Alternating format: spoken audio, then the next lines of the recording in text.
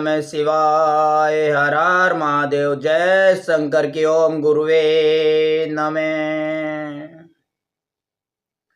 भक्तों, कल के सत्संग में विस्तार से बताया गया है कि भगवान हमसे अलग नहीं है, हमसे दूर नहीं है। हम सब ने पुकार पुकार कर भगवान को अपने से दूर कर दिया है। हम ईश्वर से प्रेम करेंगे तो वो भी हमसे प्रेम करेगा। जो हम देते हैं वही लौटकर हमारे पास आता है। ये कल के सत्संग में विस्तार से चर्चा इस पर की जा चुकी है। अगर किसी भक्त से वो सत्संग छूट गया है या किसी कारण से देख नहीं पाया है तो उसका लिंक इस सत्संग के डिस्क्रिप्शन बॉक्स में मिल जाएगा। वहां से लिंक क्लिक करके कल के सत्संग को देख सकते हैं।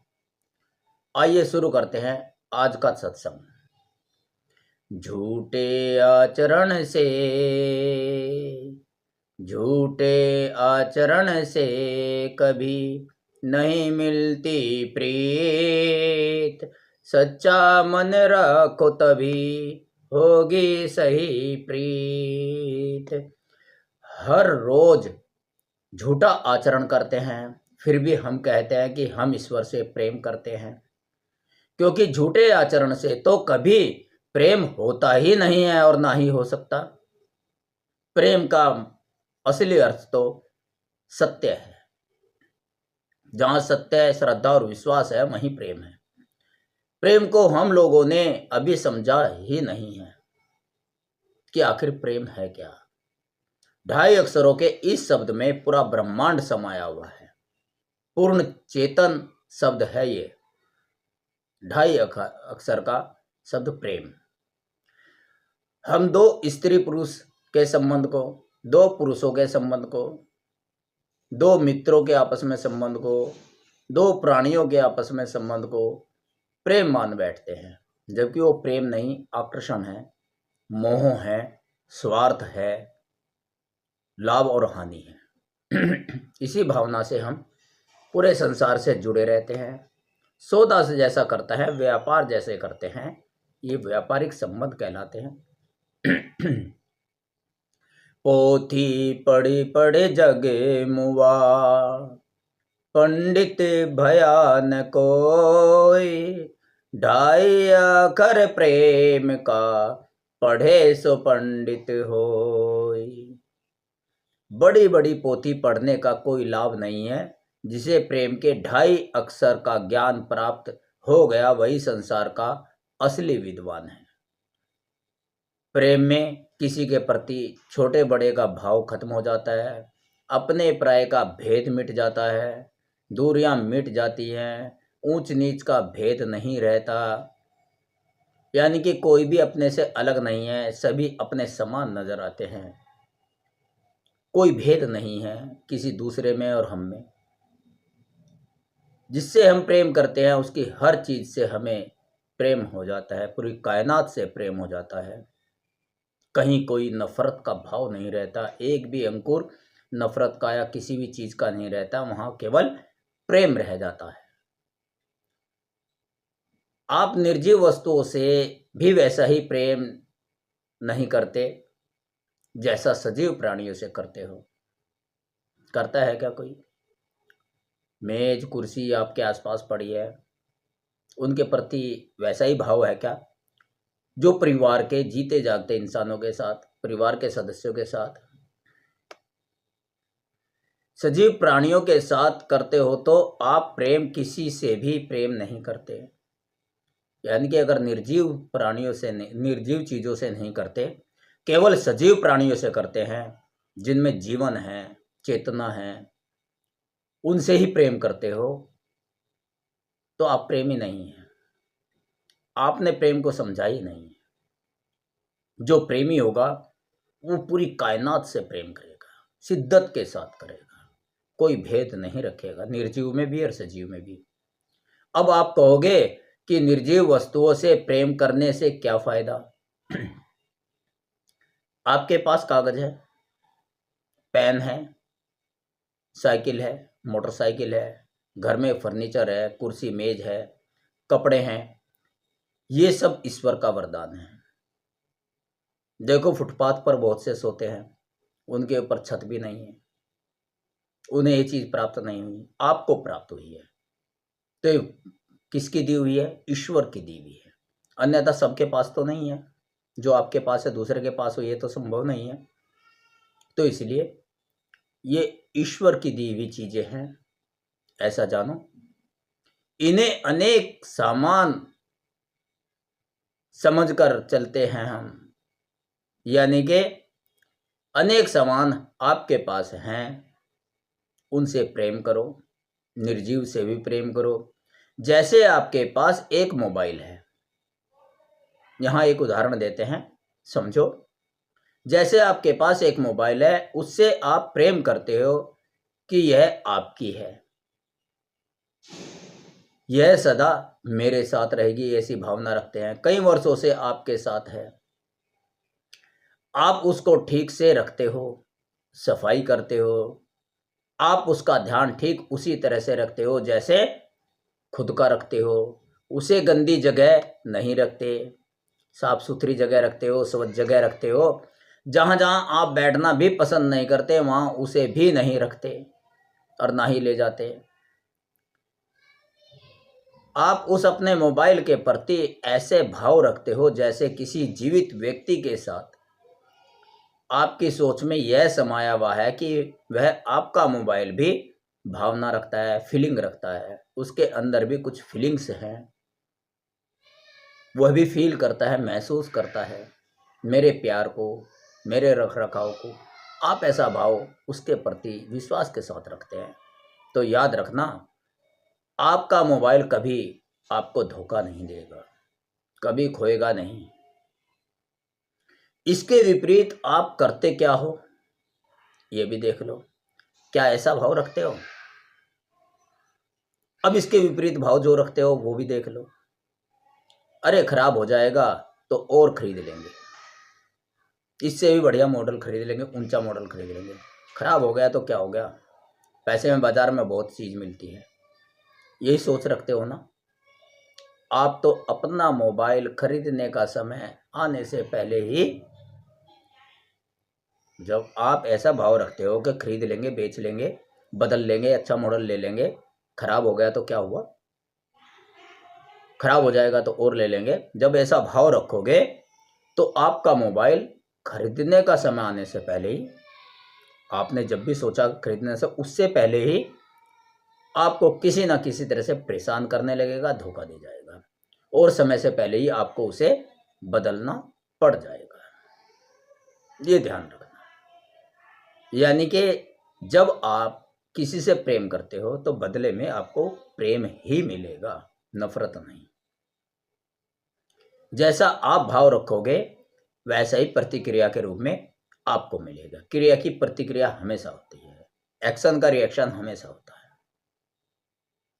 चाहे वो निर्जीव हो चाहे वो सजीव हो। एक चेतन प्राणी, एक चेतन चीज दूसरे को चेतन कर देती है। जैसे एक चुंबक अगर लोहे के पास रख दी जाए तो वो लोहे में भी चुंबकत्व गुण आ जाते हैं। तो इसी तरीके से ही आप अगर निर्जीव चीजों से प्रेम करोगे, आप अपने आप को मैग्नेट समझो, चुंबक समझो, तो आपके गुण भी अंततः उसमें समाहित हो जाते हैं। ये प्राविज्ञान है। दो विज्ञान है, एक विज्ञान जो आंखों से दिखती है, जैसे पंखा चल रहा है, साइंस की चीजें, उपकरण, और एक है प्राविज्ञान जो अदृश्य है, काम तो होता है लेकिन दिखाई नहीं देता, महसूस देता है, काम पूरा होता है। आप अगर अपनी गाड़ी या मोटरसाइकिल से प्रेम करोगे तो आपकी गाड़ी और साइकिल कभी भी वहां खराब नहीं होगी जहां मिस्त्री नहीं हो। आपकी मोटरसाइकिल, आपकी गाड़ी वहां खराब होगी जहां आसपास ठीक करने वाला हो। गाड़ी कभी धोखा नहीं देगी बीच रास्ते में। अगर पंचर हो भी गया तो हवा निकलने नहीं देगी, हवा वहीं निकलेगी जहां पंचर लगाने वाला होगा। पंचर ठीक करने वाला होगा। अगर आप अपनी गाड़ी और साइकिल से भी सजीवों की तरह प्रेम करते हो, सजीव प्राणियों की तरह प्रेम करते हो, यह महसूस करते हो कि जब दर्द हमें होता है तो इसे भी होता है, दर्द महसूस करते हो, उसके खरोच लग जाए तो वो आपको धोखा नहीं देगी। कृष्ण जी को कहते हैं रास रचैया। उसके आदेश का पालन जड़ और चेतन दोनों ही चीजें करती थी। किसी चीज का रास आना, इस सृष्टि का रास आना, इसी को कहते हैं रास आना, रास रचाना। पूरी कायनात से प्रेम था उनको। जबकि निर्जीव है गाड़ी, आप अगर कभी पेन से भी प्रेम करोगे अपने, पेन भी निर्जीव है, वो पेन खोएगा नहीं। पहले समय में पेन में इंक डाली जाती थी, इंक खत्म होने पर उसमें इंक भरी जाती थी, उसे बदला नहीं जाता था। आज तो इंक खत्म होते ही पूरा पेन ही फेंक दिया जाता है और नया पेन खरीद लिया जाता है। अगर आप अपने पेन से भी प्रेम करोगे तो उस पेन से जो भी काम करोगे वो सफल होगा, जो भी लिखोगे वो सफल होगा, क्योंकि उस पेन से आपके प्राण जुड़ गए हैं, आपकी प्राण ऊर्जा जुड़ गई है। लगातार काम करते समय आपकी आंखों से जो ऊर्जा निकलती है वो लगातार पेन से टकरा टकरा कर आपकी ऊर्जा से पेन की ऊर्जा का संबंध जुड़ गया है, पेन भी ऊर्जावान हो गया है।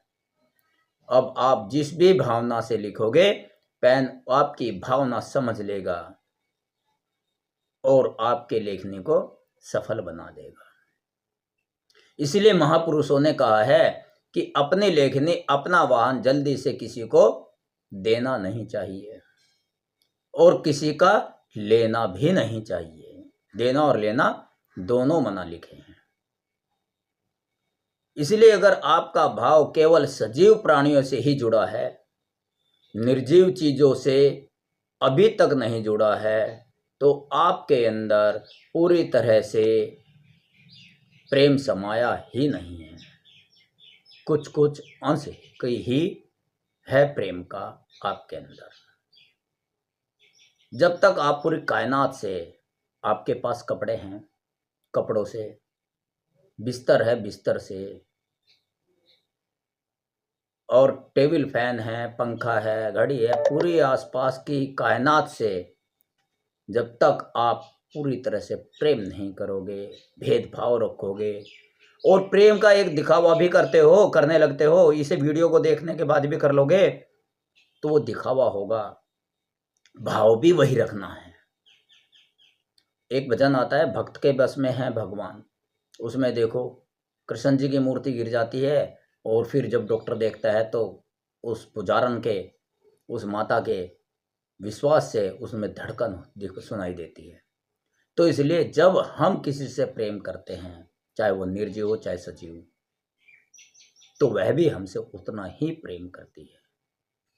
वह जागृत हो जाती है, ऊर्जावान हो जाती है, हमारे प्राण उसमें चले जाते हैं, हमारी ऊर्जा से वो ऊर्जावान हो जाती है, हमारी ही ऊर्जा से। जिस तरीके से ये शरीर तो निर्जीव है, एक तरह से स्थूल है, लेकिन इसके अंदर जो ऊर्जा रूपी आत्मा है, अगर ये चली जाएगी तो ये तो निर्जीव है। तो उस आत्मा की ऊर्जा से ये चल रहा है, जबकि इसका अपना अस्तित्व नहीं है। इसी तरीके से निर्जीव चीजें हैं, आपकी ही ऊर्जा जब उसमें टकराएगी और बार बार टकराएगी तो घर्षण पैदा होगा, और घर्षण पैदा होगा तो ऊर्जा उत्पन्न होगी। आप दोनों हाथों को रगड़ लो, गर्मी पैदा होती है, दो चीज़ों को रगड़ लो, ऊर्जा पैदा होती है, ऊष्मा आती है। इसी तरीके से ही जब आप बड़े प्रेम और शिद्दत के साथ किसी निर्जीव चीज को भी चाहते हो, सजीव की भांति, जैसे ये सजीव है, बोलती है, इसके भी दर्द होता है, ये भाव महसूस करते हो, ये फीलिंग्स आपके अंदर उसके प्रति रहती है, तो वो भी चेतन हो जाती है। महसूस नहीं देती लेकिन चेतन हो जाती है। तो इस तरीके से ही पेन भी है, सब चीज आपकी है। जब तक निर्जीव चीजों से आप जुड़े नहीं हो, केवल सजीव प्राणियों से ही जुड़े हो, तो आपके अंदर पूरी तरह से प्रेम समाया ही नहीं है, पूरी तरह से आपने प्रेम जाना ही नहीं है। कुछ कुछ अंश सजीवों से प्रेम करने के कारण आपके अंदर है। इसे ही कहते हैं प्राण प्रतिष्ठा। निर्जीव चीजों को के साथ प्रेम करना, प्राणों की भांति प्रेम करना, अपने प्राणों की भांति प्रेम करना। जिस चीज से आप अपने प्राणों की भांति प्रेम करोगे वो निर्जीव चीज या सजीव चीज, उसमें आपके प्राण बसते हैं, प्राण प्रतिष्ठा हो जाती है, आपके प्राण उसमें प्रतिष्ठित हो जाते हैं। मैं अगर अपने प्राण को किसी निर्जीव चीज में प्रतिष्ठित कर दूंगा तो धीरे धीरे वो मेरे अनुकूल कार्य करने लगेगी। अगर किसी के पिताजी गुजर गए, इस दुनिया में नहीं रहे, मृत्यु को प्राप्त हो गए, तो पिताजी की फोटो तो निर्जीव है, पर जब पिताजी की फोटो ऐसी जगह लगा लोगे जहां हर जगह वह नजर के सामने रहे, जब जब उस पर दृष्टि पड़ेगी तो भाव जगेगा कि पिताजी उस पुत्र के भावों में आकर उसे प्रेरणा देते हैं, इसको ज्ञान देते हैं। अब आप कहोगे निर्जीव चीज कैसे ज्ञान देगी, निर्जीव चीज में ऊर्जा कैसे आएगी? तो इसका उदाहरण आपको महाभारत में मिल जाएगा, एकलव्य की घटना से। इसका एक उदाहरण महाभारत की एक घटना में आता है। वो घटना क्या है? एकलव्य शिक्षा ग्रहण करने के लिए द्रोणाचार्य जी के पास जाते हैं। द्रोणाचार्य जी ने शिक्षा देने से मना कर दिया था। उन्होंने इसलिए मना किया था क्योंकि वो राज शिक्षक थे। राजा ने उन्हें राजकुमारों की शिक्षा देने के लिए नियुक्त किया था। जैसे आपके घर में आपके बच्चों को ट्यूशन पढ़ाने के लिए एक अध्यापक आता है और आप शर्त रखते हो कि चाहे फीस ज़्यादा ले लो, लेकिन हमारे बच्चों के अतिरिक्त किसी और के बच्चों को ट्यूशन नहीं पढ़ाना। ठीक वही स्थिति उस समय द्रोणाचार्य जी की थी। वो राज शिक्षक थे, राजा से आजीविका लेते थे राजकुमारों को पढ़ाने के लिए। एकलव्य ने जाकर द्रोणाचार्य जी की मूर्ति बनाई। जब द्रोणाचार्य उनके पास गया और उन्होंने शिक्षा देने से मना कर दिया, तो एकलव्य ने जाकर द्रोणाचार्य जी की मूर्ति बनाई। उस मूर्ति के प्रति यह भाव अपने अंदर रखता है एकलव्य कि मेरे गुरुवर द्रोणाचार्य जी मेरे सामने बैठे हैं, विश्वास के साथ भाव रखता है। और गुरु द्रोणाचार्य जी के सामने रोज नियत समय पर बैठता है, प्रणाम करता है, चरण स्पर्श करता है, निवेदन करता है, विनती करता है। और वह मात्र मूर्ति नहीं समझता, विश्वास करता है कि जैसे गुरुवर मेरे सामने बैठते हैं, और पूर्ण विश्वास और प्रेम आदर के साथ उनसे कहता है कि गुरुवर मुझे कुछ शिक्षा दें। विनय करता है, प्रार्थना करता है और विचारों के भाव बनाता है कि जैसे गुरुवर शिक्षा दे रहे हैं और वह शिक्षा ग्रहण कर रहा है। रोज बैठकर ऐसे ही करता था, रोज विनती करता था, रोज शिक्षा ग्रहण करता था, भाव जगाता था, भाव रखता था विश्वास के साथ। जैसे ही वो आंखें बंद करके बैठता था और गहरे ध्यान में इस भाव के साथ उतरता था कि गुरुवर मुझे ज्ञान दे रहे हैं, इस कल्पना के साथ उतरता था, इस भाव के साथ उतरता था, पूर्ण विश्वास, निष्ठा और प्रेम और श्रद्धा के साथ, तो अचानक उसके अंदर एक विचार पैदा होता था और वो उस विचार को गुरु का आदेश मानकर अभ्यास करना शुरू कर देता था। अभ्यास करने के बाद वो फिर आंख बंद करता था, कहता था गुरुदेव मैंने ये किया है, क्या सही किया है? वो कह देते थे तथास्तु, हाँ सही किया है। तो अगला विचार आता था, अगला आदेश मानकर चल देता था। इस प्रकार एकलव्य गुरु द्रोणाचार्य जी की मूर्ति से धनुर्विद्या की पूर्ण शिक्षा प्राप्त कर लेता है, जो उसे स्वयं प्रत्यक्ष रूप से साक्षात द्रोणाचार्य जी से प्राप्त हो जाती अगर वो शिक्षा देते। तो मूर्ति तो बनाई, वो मूर्ति तो निर्जीव थी, और एकलव्य ने उस मूर्ति से ही द्रोणाचार्य जी से की भांति शिक्षा प्राप्त कर ली, द्रोणाचार्य जी की सारी शिक्षा प्राप्त कर ली। तो जब एकलव्य, ये क्या चीज है? जब एकलव्य एक मूर्ति से उसमें अपने प्राण प्रतिष्ठित करके, प्राण यानी कि अपने प्राणों से भी ज़्यादा प्यार करके, ज़्यादा श्रद्धा रख के, ज़्यादा भाव रख के, अपने प्राणों की भांति उसे जीवित मान के, अपनी भांति उसे सजीव मान के, खाली मूर्ति नहीं, हम मंदिर में जाते हैं, कहते हैं भगवान की मूर्ति, हमें मूर्ति ही नजर आती है, लेकिन एकलव्य को वो मूर्ति नहीं, साक्षात अपने गुरुदेव गुरु द्रोणाचार्य जी नजर आए। मूर्ति का तो भाव ही खत्म हो गया, केवल साक्षात सजीव रूप से भाव जगा एकलव्य के अंदर कि ये मूर्ति नहीं, मेरे गुरुजी हैं, गुरुजी की मूर्ति नहीं, मेरे साक्षात गुरुजी हैं, मेरे से बात करते हैं। और ऐसा भाव जगने से, ऐसा प्रेम जगने से उसने गुरु द्रोणाचार्य जी की ऊर्जा की भांति मूर्ति से ही शिक्षा प्राप्त कर ली। इससे बड़ा उदाहरण तो ना मैं बता सकता हूं और ना आपको मिल सकता है। ये सत्य घटना है महाभारत की। जब आपकी किसी चीज, निर्जीव चीज को जरा सी खरोच भी लग जाए, जो आपकी निर्जीव चीज हो उसको जरा सी भी खरोच लग जाए तो आपको दर्द होता है। ऐसा इसीलिए होता है क्योंकि आपके प्राण उसमें बसते हैं।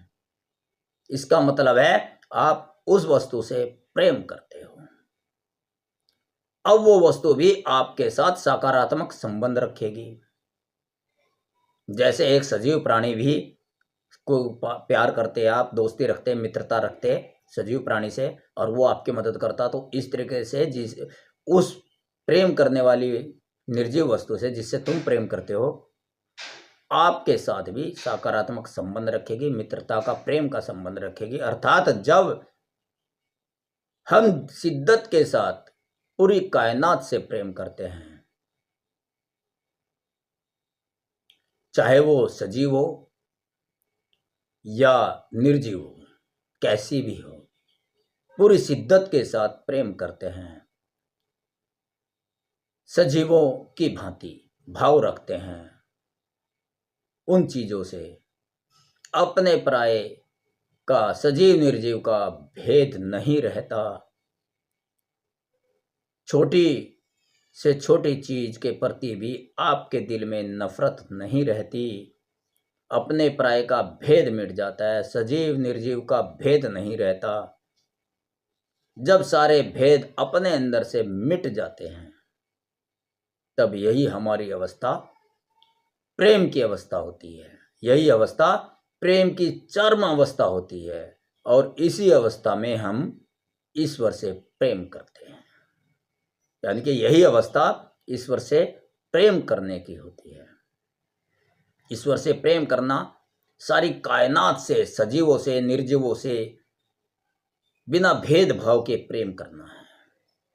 अपने प्राणों की भांति पूरी कायनात, पूरे संसार से, पूरी सृष्टि से, पूरी प्रकृति से, पूरे प्राणियों से, पूरे जड़ और चेतन से प्रेम करना है। यही ईश्वर से प्रेम करना है। उस 2.5 अक्षर के शब्द प्रेम का यही ज्ञान है। यही वो 2.5 अक्षर का प्रेम है। जब आपके दिल में प्रेम के सिवाय कुछ रहे ही ना, कुछ बाकी ना रह जाए, केवल प्रेम ही प्रेम रह जाए, और प्रेम का दूसरा रूप है लव इज गॉड, प्रेम ही ईश्वर है। जहां प्रेम बसते हैं वहीं ईश्वर बसता है। ये चरम अवस्था है। इसी अवस्था में हम ईश्वर से प्रेम करते हैं। यही ईश्वर से प्रेम करना है। जब हमारे अंदर से सजीव निर्जीव, जड़ चेतन, अपने पराये, दूर निकट आदि ऊंच नीच का जितने भी भेद हैं सब मिट जाते हैं, तब बाकी जो रहता है हमारे अंतःकरण में, हमारे दिल में, बाकी जो रह जाता है वो ईश्वर का अंश है। वही ईश्वर है जिससे हम प्रेम करते हैं। वो हमारे अंतःकरण में उतरकर हमें प्रेरणा देता है। अवतार कहते हैं, प्रभु का अवतार, प्रभु का अवतार भक्त के हृदय में होता है, कहीं अन्य जगह नहीं होता है। सब जगह ईश्वर ही ईश्वर नजर आता है उस अवस्था में। यह ईश्वर से प्रेम करने की चरम अवस्था है। इसके बाद कुछ शेष नहीं रहता प्राप्त करने के लिए, बस प्रेम ही प्रेम रहता है और उसके रूप में ईश्वर ही ईश्वर रहता है। सब कुछ लुटाने के बाद, सब कुछ भुलाने के बाद, भेदभाव मिटाने के बाद ही ईश्वर नजर आता है।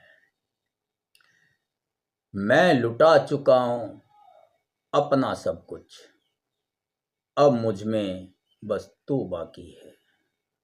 मैं लुटा चुका हूं अपना सब कुछ, अब मुझ में बस तू बाकी है। मैं गुनाहगार भी हूं बस खुद का, मैंने सिवा अपने को किसी को बर्बाद नहीं किया। दुनिया कहती है बर्बाद मुझको, देख के मुझ में तू बाकी है। दुनिया को ईश्वर ही दिखाई देगा तुम्हारे अंदर। दुनिया कहती है बर्बाद मुझको, देख के मुझ में तू बाकी है। आजमाइश के बाजार में खड़ा रहा बीचों बीच, आजमाइश के बाजार में खड़ा रहा बीचों बीच, सबने लगा दी बोली बस तू बाकी है। सबने लगा दी बोली बस तू बाकी है, और फर्क नहीं पड़ा किसी के जाने से। किसी के आने जाने से जब फर्क नहीं पड़ेगा तो वो स्थिति है। और फर्क नहीं पड़ा किसी के जाने से, गरूर था मेरा यही कि तू बाकी है, तू बाकी है। तो जब सारे भेद मिट जाएं और अंतःकरण में प्रेम ही प्रेम रह जाए, तब ईश्वर का सानिध्य प्राप्त होता है। ईश्वर से प्रेम भक्ति प्राप्त होती है। यही ईश्वर की भक्ति की परम चरम सीमा है, चरम अवस्था है। आपके जीवन में खुशियां बनी रहे, आपके घर में सदा खुशियों की दिवाली हो, इन्हीं दुआओं के साथ ओम नमः शिवाय। हर हर महादेव। जय शंकर की। ओम गुरुवे नमः।